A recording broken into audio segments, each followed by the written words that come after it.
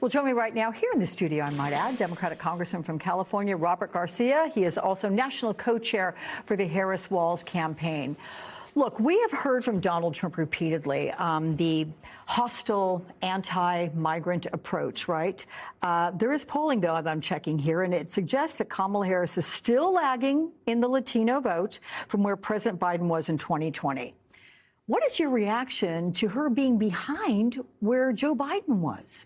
Well, I think first, let's be real clear about the facts, right? I mean, the truth is that Kamala Harris is winning Latinos and Latino vote. We also know she's a new candidate. She just got this campaign started a couple months ago. She's going out and meeting Latino voters where they're at. And we expect her to continue to grow that pie bigger and bigger after every stop and every conversation. She's been in Nevada, been in Phoenix, talking to Latino communities, doing the Univision town hall. And so she's going to do very well with our community on election night, especially when you contrast her record with Donald Trump, who's done nothing but attack our community, say we're poisoning the blood of this country, essentially calling us criminals.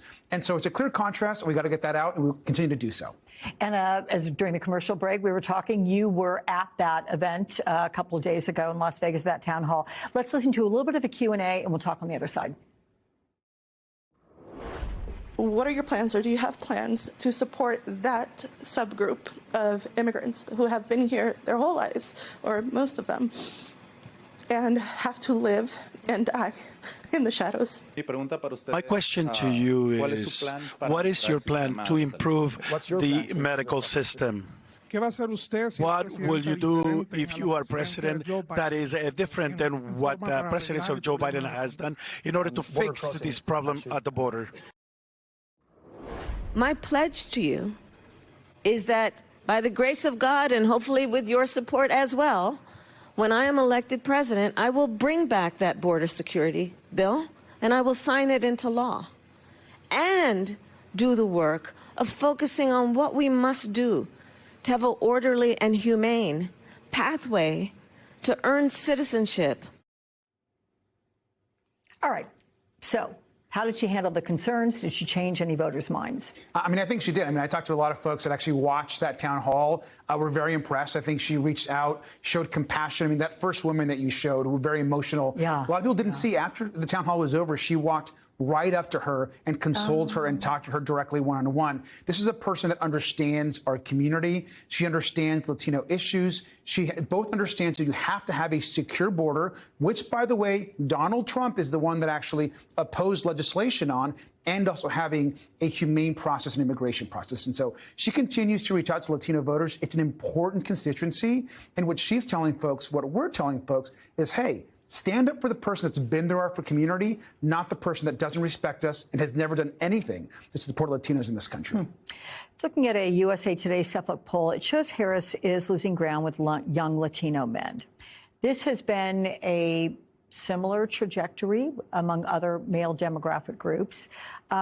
What can Harris do to reach these guys? I think she's doing it. I mean, there's two things. I mean, one is she's out there everywhere, and she is nonstop talking to Latino voters, Latino men across the country. And so that's going to continue, and you're seeing movement where it needs to happen and in states that we need to win. The other piece of it is the rest of us. As a Latino man, there's others out there. We're talking to our families. You got to talk to your neighbors and remind folks who has been the person, who has been the party that has stood up for your mom, for your sister, for your immigrant parents, for the people that fought to ensure that we would be treated with dignity. I'm an immigrant myself. It's been Kamala Harris, it's been Joe Biden, it's been Democrats that have allowed us to have some type of pathway to either citizenship or work in this country. And yes, we know the economy is critical to folks, but we have to remember there's only one candidate that wants to uplift workers. Donald Trump wants to give away people's money straight to his billionaire friends. There's been criticism, at least at first, about Kamala Harris not sitting down enough with media and giving her interviews. That's kind of changed, because let's take a look at who she has been speaking with. Howard Stern, The View, 60 Minutes, drinking a beer on The Colbert Show, doing podcasts like Call Her Daddy. She's going to be interviewed by Charlemagne the God this next week.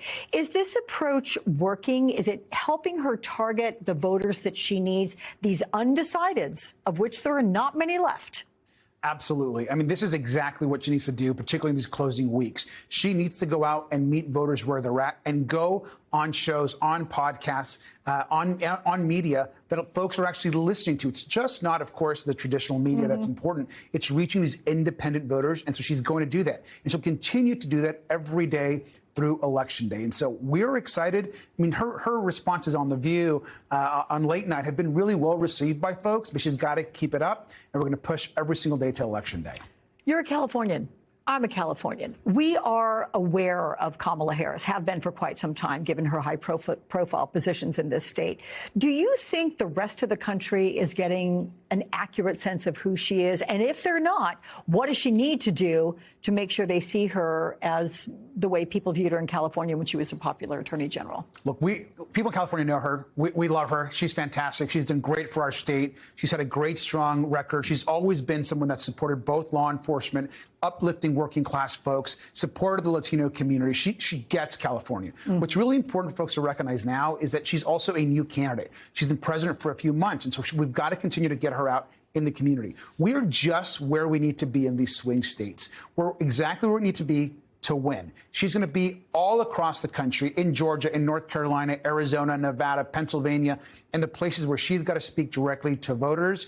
You're going to see that ramp up. You're going to see all the stars in the Democratic Party, like President Barack Obama, out in key places. And we just got to continue to remind people that there is a choice. It's a choice between democracy and the future of our country versus a person who is likely the most dangerous person to ever seek the presidency in the modern era. Donald Trump has to be stopped, and Kamala Harris is going to be the person that's going to do it. I think she's going to keep you busy, too, because you're a pretty key surrogate for the campaign as well, Robert Garcia. We're all busy. Absolutely. Yeah, me too. I guess I'll see you again soon. Thank you for coming in.